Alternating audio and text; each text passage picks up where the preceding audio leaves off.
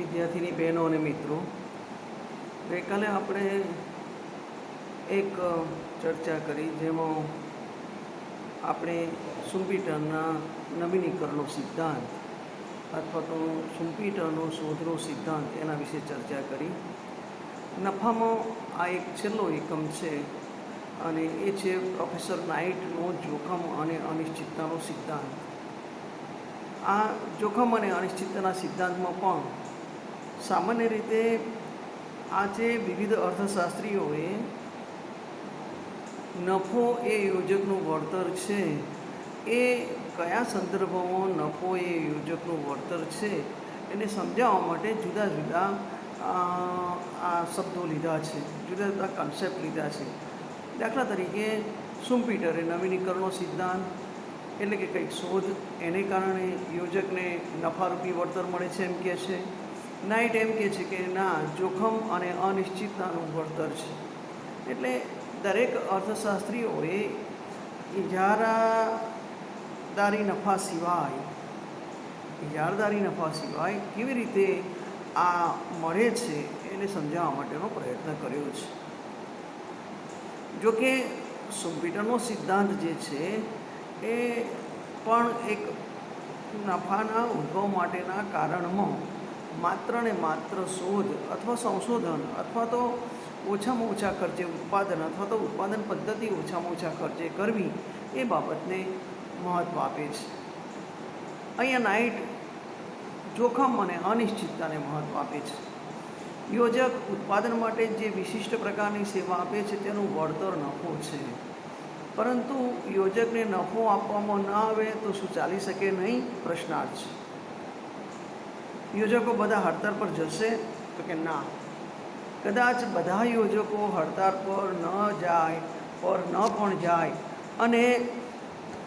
અને સાથે સાથે હડતાળ પર ન પણ જાય, પરંતુ મોટાભાગના પોતાની વિશિષ્ટ સેવાઓ ઉત્પાદન પેઢીને આપશે નહીં. એટલે પોતાની જે વિશિષ્ટ સેવાઓ છે, પોતાની પાસે જે વિશિષ્ટ આવડત છે, પોતાની પાસે જે બુદ્ધિ કૌશલ્ય છે એ આપશે નહીં. અમુક માનવીઓ સ્વભાવે સાહસિક હોય છે, એમને કંઈ સાહસ કરવાની તક ન મળે તો જીવન અધૂરું લાગે છે અને કેટલાકને તો જીવન જ લાગતું નથી. આવા યોજકો કે જેમને માટે સાહસ, નફો કે તોટો એ રમતનો પ્રશ્ન હોય, શોખનો વિષય હોય, તેઓની સેવાઓ યોજક તરીકે સમાજને મળી રહેશે, પરંતુ કમનસીબે આવા યોજકની સંખ્યા બહુ જ અલ્પ હશે. બધા જ યોજકો માટે સાહસ એ શોખનો કે રમતનો કે રમૂજનો વિષય હોતો નથી. સાહસ કરવાથી એમાંથી ઉપસ્થિત થતા આકરા પરિણામો પ્રત્યે તેઓ હંમેશા સજાગ હોય છે. તો સમાજને પૂરતા પ્રમાણમાં યોજકો મળી રહે એની દરકાર હશે તો યોજકો સાહસ ખેડી શકે છે. પણ જેમને માટે એની દરકાર હશે તો યોજકો સાહસ ખેડી શકે છે, પણ જેમને માટે એ રમૂજનો વિષય નથી, એમને આકર્ષવા માટે પૂરતા પ્રમાણમાં નાણાકીય વળતર મળે એવી જોગવાઈ રાખવી પડશે. નફો યોજકને યોજના શક્તિ માટે મળતું વળતર છે અને નફાનું મૂળ જોખમ અને અનિશ્ચિતતામાં પડેલું છે. એટલે પ્રોફેસર નાઇટનું કહેવું એમ છે કે નફો એ વાસ્તવમાં જોખમ અને અનિશ્ચિતતાનું વળતર છે.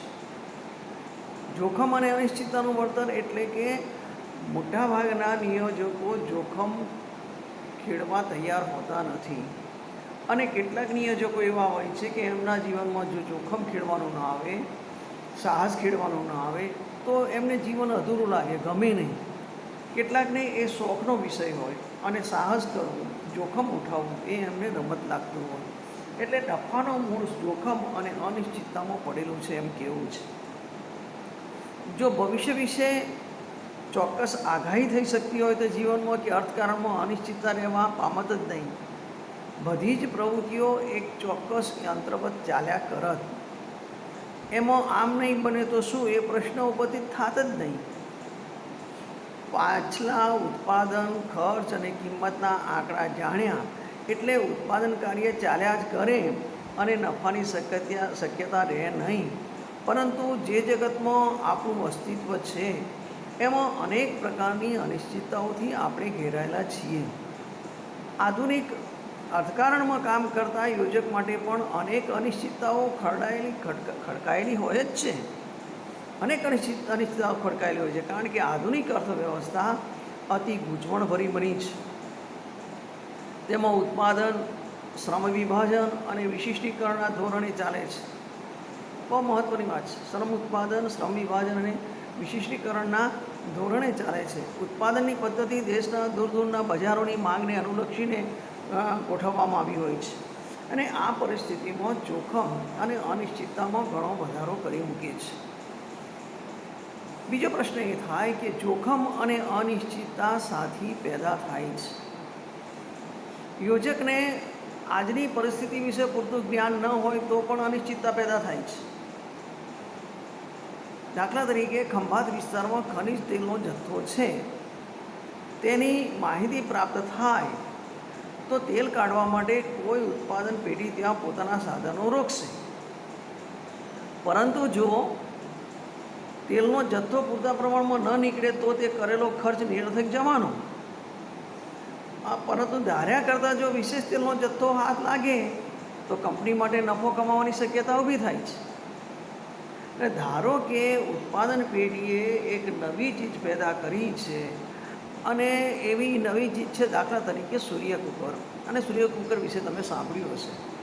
બળતણનો ખર્ચ નહીં અને રસોઈ જટ તૈયાર થઈ જાય તો લાગે છે, લાગે છે તો એમ કે ઉત્પાદન કરીશું તો સારું ખપશે. પણ લોકોને એની યોજના કડાકૂટવાળી લાગે તો પછી લોકો એમ વિચારે કે આના કરતાં તો સગડીશું ખોટી, અને સૂર્ય કુકર ખપે નહીં તો ખોટ જાય.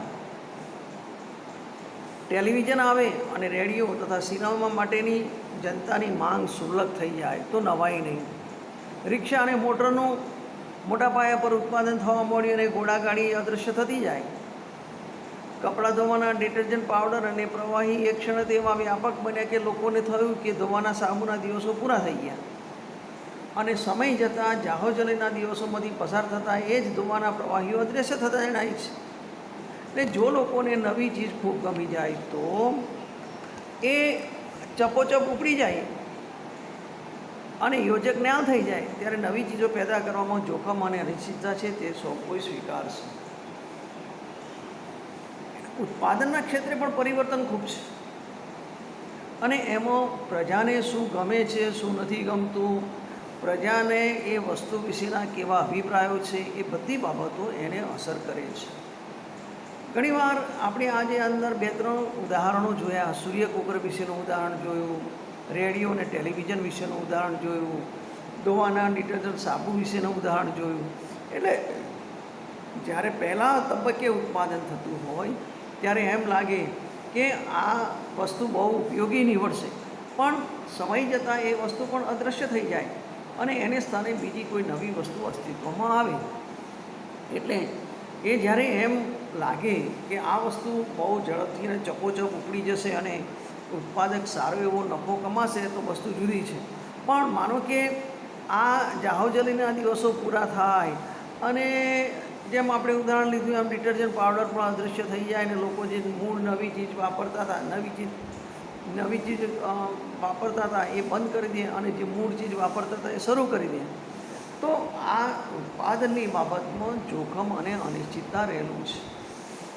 વધુમાં વધુ ઉત્પાદન કરીને વધુમાં વધુ નફો કમાવવો એ ઉત્પાદકનો હેતુ હોય છે, પણ એ કેટલા અંશે કામ આપે છે, તે કેટલા અંશે પ્રજા એનો સ્વીકાર કરે છે, એના ઉપર એનો આધાર રહેલો છે. આપણે સૂર્ય કુકર વિશેનું બહુ સરસ ઉદાહરણ આપ્યું કે એ કડાકૂટમાં પડવા કરતાં લોકો એમ વિચારે કે સગડી શું ખોટી છે. તો સૂર્ય કુકરના ઉત્પાદનની અંદર જે પેઢીએ કે જે ઉદ્યોગે ખૂબ જ રોકાણ કર્યું હોય અને ભવિષ્યમાં ખૂબ નફો પ્રાપ્ત થશે એવી આશા હોય તે અહીંયા અદૃશ્ય થઈ જાય છે. આજની હકીકત વિશે યોજકને સંપૂર્ણ જ્ઞાન હોય તો પણ ભવિષ્ય વિશે તો અજ્ઞાન રહેવાનું જ. આજે ભલે યોજક બધી પરિસ્થિતિને સમજતા હોય, યોજક આજની પરિસ્થિતિને જાણતા હોય, એના વિશેનું જ્ઞાન હોય, યોજકને આજના પરિસ્થિતિની રૂખ ખબર હોય, દિશા ખબર હોય, પણ ભવિષ્ય વિશે તો અજ્ઞાન રહેવાનું જ. યોજક ચીજ પેદા કરતો હોય તે આજે સારી રીતે ખપશે એની ચોક્કસ ખાતરી હોય, પણ ભવિષ્યમાં એની ગ્રાહકીને આંચ આવશે નહીં એમ કોણ કહી શકે? એટલે કે આજે એની જે ગ્રાહકી છે એ ભવિષ્યમાં પણ ટકી રહેશે અને એમાં ઓટ આવશે નહીં એવું કોણ કહી શકે? આંતરરાષ્ટ્રીય ખ્યાતિ ધરાવતી પેઢીઓ જે ચીજ વસ્તુનું આજે ઉત્પાદન કરતી હોય છે તેની ગ્રાહકી ભવિષ્યમાં કેવી રહેશે એ બાબત વિશે તેમને પણ ચોક્કસ જ્ઞાન હોઈ શકે નહીં.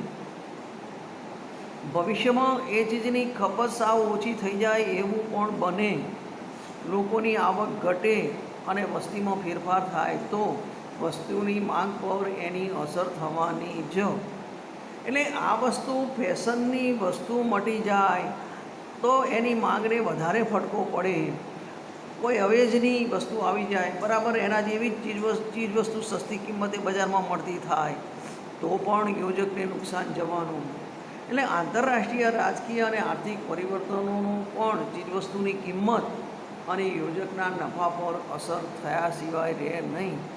એટલે અહીંયા પણ 2-3 વસ્તુ ખાસ અગત્યની મૂકવામાં આવી છે કે એક તો યોજક વર્તમાન વિશે જ્ઞાન ધરાવતો હોય, વર્તમાન વિશેની એની માહિતી હોય, વર્તમાન વિશે બજારની પરિસ્થિતિને સમજતા હોય, પણ ભવિષ્ય માટે એ શું?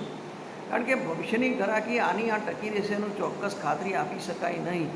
આંતરરાષ્ટ્રીય ખ્યાતિ ધરાવતી પેઢીઓ પણ આના માટે અજ્ઞાન હોય છે. એ એમ ના કહી શકે કે અમે આંતરરાષ્ટ્રીય ખ્યાતિ ધરાવીએ છીએ માટે ભવિષ્યમાં પણ અમારી આ ચીજ વસ્તુ એટલી ને એટલી જ ઘટશે.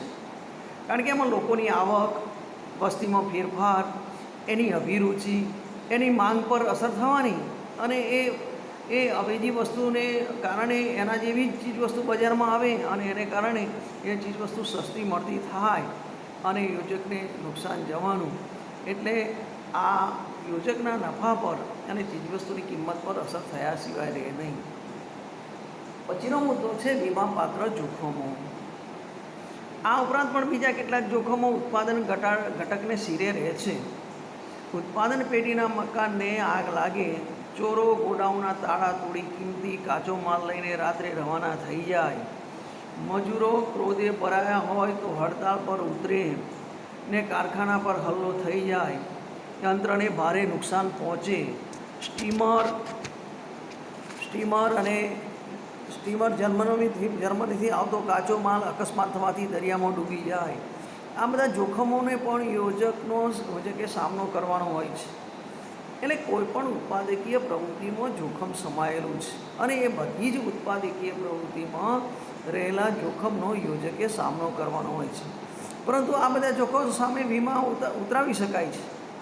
દરેક વિકસિત દેશમાં વીમા કંપનીઓનું અસ્તિત્વ હોય છે અને તેમનું મુખ્ય કર્તવ્ય જ ચોરી, આગ છે, અકસ્માત છે ઇત્યાદિ જોખમો સામે વ્યક્તિઓ તથા ઉત્પાદન પેઢીઓને રક્ષણ આપવાનું કામ કરે છે.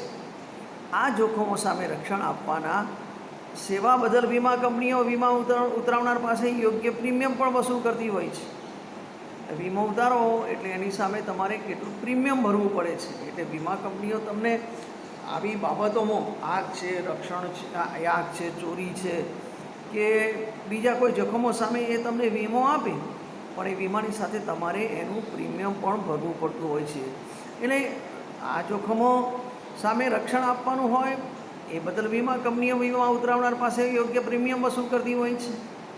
પરંતુ પ્રીમિયમની રકમ નાના હપ્તાઓમાં ભરવાની હોવાથી અને તે મોટા જોખમ સામે રક્ષણ આપતી હોવાથી ભારદાયક લાગતી હોતી નથી. આ એક ખૂબ જ વીમાની બાબતમાં અગત્યની બાબત છે. જોખમ લાખો રૂપિયાનું કવર થતું હોય છે, જ્યારે વીમાનું પ્રીમિયમ જે ભરવાનું હોય છે એ નાની રકમથી અને હપ્તાથી ભરવાનું હોય છે અને નાની રકમ અને હપ્તાથી ભરવાનું હોવાને કારણે એ ભારદાયક કે બોજારૂપ લાગતું નથી. અને એટલા માટે આવી મોટી કંપનીઓ અથવા તો વ્યક્તિઓ કે પેઢીઓ કે સંસ્થાઓ એ વીમા ઉતરાવે છે અને વીમા ઉતરાવીને પોતાનું પ્રીમિયમ ભરતી હોય છે. એટલે આ એક ખૂબ અગત્યની બાબત છે કે વીમો પાત્ર જે જોખમો છે કે જેનું જોખમને વીમામાં રૂપાંતર કરી શકાય છે. તે જે જોખમને વીમામાં રૂપાંતર કરી શકાતું હોય, એની સામે રક્ષણ મળતું હોય, તો એ જે નાનું પ્રીમિયમ હપ્તે ભરવું પડે છે એ ઠીક લાગતું હોય છે, યોગ્ય લાગતું હોય છે અને એની સામે ખૂબ મોટી રકમનો વીમો ઉતરાવી શકાય છે. ખૂબ મોટી રકમના વીમા સામે રક્ષણ મળે છે. એટલે આ લોકો વીમાપાત્ર જોખમોને પણ ધ્યાનમાં લે છે. આવા જોખમો વીમા કંપનીઓ ઉપાડે છે અને છતાં તે નફો કરતી હોય છે, એ નવાઈની વાત છે. આવા જોખમો વીમા કંપનીઓ ઉપાડે છે. વિવિધ પ્રકારની વીમા કંપનીઓ છે અને એ વીમા કંપનીઓ આવા જોખમો ઉપાડે છે અને છતાં નફો કરતી હોય છે, એ નવાઈની વાત છે. પરંતુ વીમા કંપનીઓ આ જગત પરના બધા જ જોખમો સામે રક્ષણ આપતી હોતી નથી. કારણ કે બધા જ જોખમો સામે રક્ષણ આપે તો એના નફાનું શું? કારણ કે કેટલાક જોખમો એવા છે કે જેમાં એની સામે રક્ષણ આપી શકાય, જ્યારે કેટલાક જોખમો એવા છે કે એની સામે રક્ષણ આપી શકાય નહીં. એટલે વીમા કંપનીઓ આ જગત પરના જે બધા જ જોખમો છે એ બધા જ જોખમો સામે રક્ષણ આપતી નથી. એ તો અમુક પ્રકારના જોખમો, જેને આપણે અંગ્રેજીમાં ઇન્સ્યોરેબલ રાઇસિસ કહીએ છીએ, તેની સામે જ રક્ષણ આપતી હોય છે.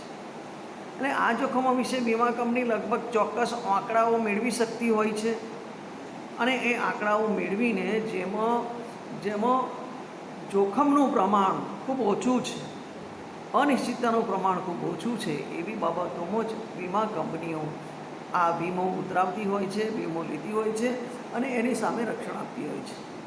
એક ઉદાહરણથી ભણીએ તો, દાખલા તરીકે 20થી 45 વર્ષની ઉંમરના માણસોમાં 1020 માણસો મરતા હોય છે.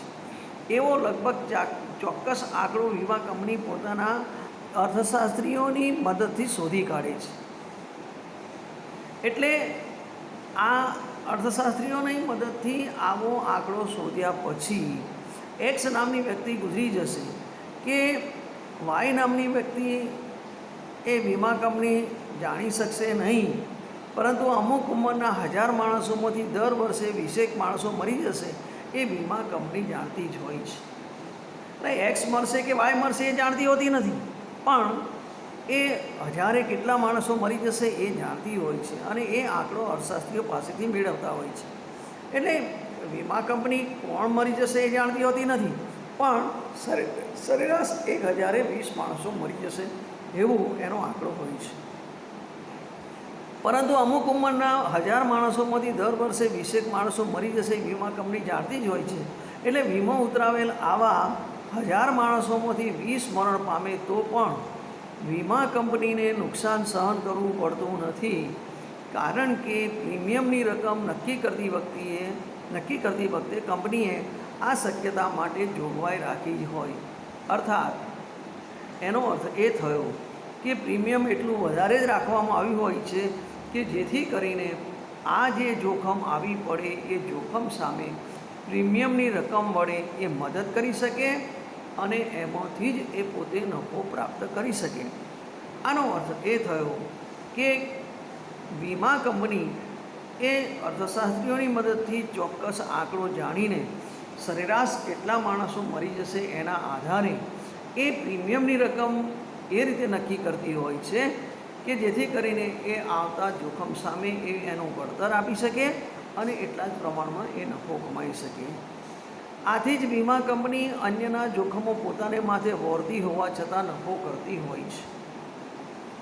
આ પરથી તો એટલું સ્પષ્ટ છે કે વીમો ઉતરાવી શકાય છે એવા જોખમો યોજકો ઉઠાવતા નથી.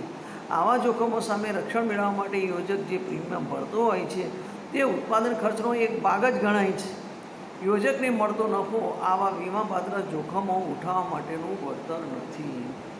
આ બહુ અગત્યની બાબત છે કે યોજકને માટે મળતો નફો એ આવા વીમાપાત્ર જોખમો ઉઠાવવા માટેનું વળતર નથી, કારણ કે આવા જોખમો સામે રક્ષણ મેળવવા માટે યોજક જે પ્રીમિયમ ભરતો જ હોય છે અને એ પ્રીમિયમ ભરતો હોય છે એટલે ઉત્પાદન ખર્ચનો એ એક ભાગ બની જાય છે અને ઉત્પાદન ખર્ચનો એક ભાગ બની જતો હોવાથી યોજકને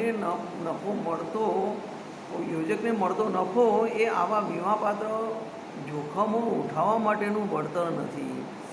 એટલે આ એક બહુ સ્પષ્ટ બાબત છે કે વીમાપાત્ર જોખમો છે જેનાથી વીમા દ્વારા રક્ષણ મેળવી શકાય છે અને જેનું પ્રીમિયમ નિયોજક ભરતા હોય છે એને આ નફા માટે સંબંધમાં ગણી શકાય નહીં, કે નફો એ આવા વીમાપાત્ર જોખમો ઉઠાવવા માટેનું વળતર છે એમ કહી શકાય નહીં, કારણ કે યોજક એનું પ્રીમિયમ ભરતો હોય છે. એટલે આ વસ્તુ ખૂબ અગત્યની બને છે. ટૂંકમાં ક્યારેક તમને ટૂંકનોંધમાં આ પૂછી નાખે છે કે નાઇટનો જોખમ અને અનિશ્ચિતતાનો સિદ્ધાંત, ક્યારેક તમને આ સુમ્પીટરનો નવીનીકરણો કે શોધનો સિદ્ધાંત મોટે ભાગે શોર્ટ નોટમાં પૂછાતું હોય છે. એટલે એ રીતે તમે આને તૈયાર કરવા માટે પ્રયત્ન કરજો. અહીંયા આપણે આ ચર્ચાને વિરામ આપીએ છીએ. બહુ આસાનીથી તમે યાદ રાખી શકો એવી બાબત છે. થોડીક સમજવાની કોશિશ કરજો તો તમે શોર્ટ નોટમાં બહુ સરળતાથી આને લખી શકશો. આજે આપણે આ ચર્ચાને વિરામ આપીએ છીએ. લગભગ આપણે આ યુનિટ આજે પૂરું કરીએ છીએ. એટલે આ ચોથું યુનિટ હતું, જે છેલ્લું યુનિટ, એને પણ આજે આપણે પૂરું કરીએ છીએ. વચ્ચે કદાચ એકાદ યુનિટ બાકી રહ્યું છે, એને આપણે હવે પછીના પ્રવચનમાં લઈ લઈશું. અત્યારે આપણે આ ચર્ચાને વિરામ આપીએ છીએ. અહીંયા આ આખું યુનિટ પૂરું કર્યું છે.